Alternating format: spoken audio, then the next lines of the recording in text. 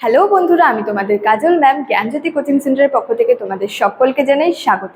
তো আজকে আমি তোমাদের ইউনিভার্সিটি অ্যান্ডে যে টপিকটি নিয়ে আলোচনা করব বা সেই টপিকটি হচ্ছে মেসোপটেমিয়ার রাষ্ট্র ব্যবস্থা। মেসোপটেমিয়ার রাষ্ট্র ব্যবস্থা সম্পর্কে আজকে আমি তোমাদের সঙ্গে আলোচনা করব।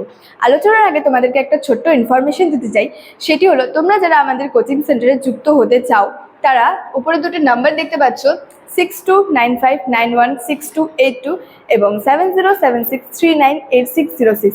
এই দুটি নাম্বারের মধ্যে যে কোনো একটি নাম্বারে যোগাযোগ করে কিন্তু আমাদের সাথে যুক্ত হয়ে যেতে পারো। তো আজকে টপিক সম্পর্কে আলোচনা শুরু করছি। আজকে টপিক বললাম যে মেসোপটেমিয়ার রাষ্ট্র ব্যবস্থা। তো বলা হয়েছে যে সুমেরের সমাজ ব্যবস্থায় প্রথম যে রাষ্ট্রযন্ত্রের আবির্ভাব ঘটে সেখানে পুরোহিত শাসক নগরের কিন্তু প্রধান হয়ে উঠেছিল। মানে সেখানে কিন্তু পুরোহিত শাসকদের নগরের প্রধান ছিল বা প্রধান ছিল। প্রথম তাদের উপাধি ছিল হচ্ছে এমসি বা ইশাক্কি নামক দুটি উপাধি ছিল। সুমেরীয় ভাষায় এটিকে লেখা হতো পাটেসি বলে। মানে সুমেরীয় ভাষায় এই দুটি শব্দকে লেখা হতো পাটেসি বলে, যার অর্থ ছিল দেবতাদের হচ্ছে পার্থিব প্রতিনিধি।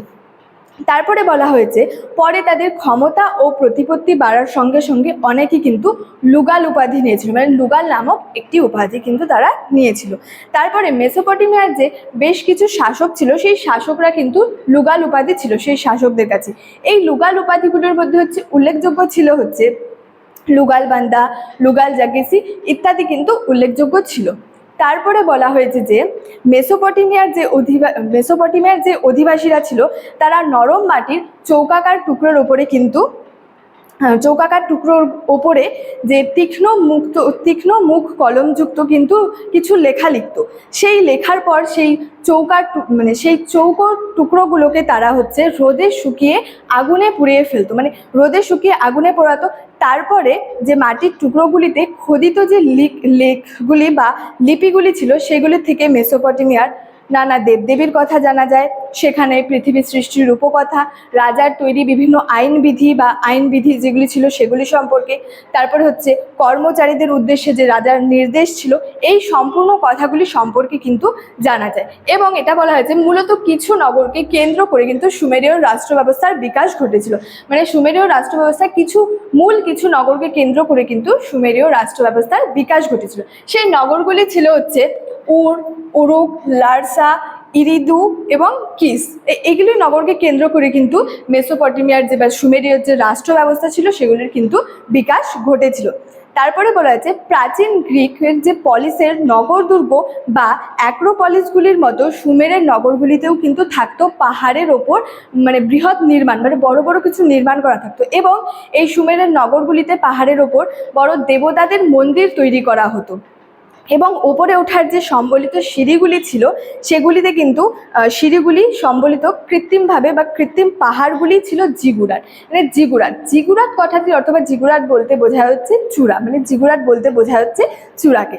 তারপরে বলা হয়েছে যে জিগুরাটগুলি প্রতিটি নগরের কিন্তু শোভা বর্ধন করতো, মানে শোভাকে বৃদ্ধি করতো, মানে শোভা বাড়িয়ে দিত প্রতিটি নগরের। তারপরে বলা হয়েছে যে সুমেরের যে প্রতিটি নগর জীবনের ক্ষেত্র ছিল বা প্রতিটি যে নগর জীবনের ক্ষেত্রে কিন্তু মন্দিরের যে নিয়ন্ত্রণ সেটি কিন্তু প্রতিষ্ঠিত ছিল। তাই আন্না স্নেইডার সুমেরের রাষ্ট্র ব্যবস্থাকে মন্দির রাষ্ট্র বা টেম্পল স্টেট বলে অভিহিত করেছেন। মানে তিনি এই সুমেরের রাষ্ট্র ব্যবস্থাকে মন্দির রাষ্ট্র বা টেম্পল স্টেট বলে কিন্তু অভিহিত করেছেন। তারপরে গুরুত্বপূর্ণ কোনো সিদ্ধান্ত গ্রহণের সময় বলা হয়েছে যে গুরুত্বপূর্ণ সিদ্ধান্ত গ্রহণের সময় সকল স্বাধীন নাগরিকরা একটি সভায় মিলিত হতেন। মানে কোনো গুরুত্বপূর্ণ সিদ্ধান্ত গ্রহণের সময় সকল স্বাধীন নাগরিকরা একটি সভায় মিলিত হতো। এবং যাকে সুমেরীয় ভাষায় বলা হতো আনকিন, সুমেরীয় ভাষায় তাকে বলা হতো কিন্তু আনকিন। তেমনি প্রাচীন রাজত্বের শেষ পর্বে রাজার যে কর্তৃত্ব এবং ক্ষমতা ছিল এই দুটি কিন্তু প্রসারিত হয়েছিল। মানে রাজার যে ক্ষমতা এবং কৃতিত্ব দুটি প্রসারিত হয়েছিল এবং রাজা হচ্ছে স্থায়ী সেনাবাহিনী নিয়ে কিন্তু গঠিত হয়েছিল। তারপরে বলা হয়েছে সুমেরের সভ্যতায় যে বিভিন্ন অঞ্চলের শাসন পরিচালনার জন্য সেখানে কিন্তু প্রাদেশিক শাসনকর্তাকে নিয়োগ করা হয়েছিল। মানে বিভিন্ন শাসন পরিচালনার জন্য সেখানে বিভিন্ন অঞ্চল থেকে কিন্তু প্রাদেশিক শাসনকর্তাকে নিয়োগ করা হয়েছিল। তারা মূলত যে বৃহৎ জমিদারগুলি ছিল তাদের কিন্তু দেখাশোনা করতেন।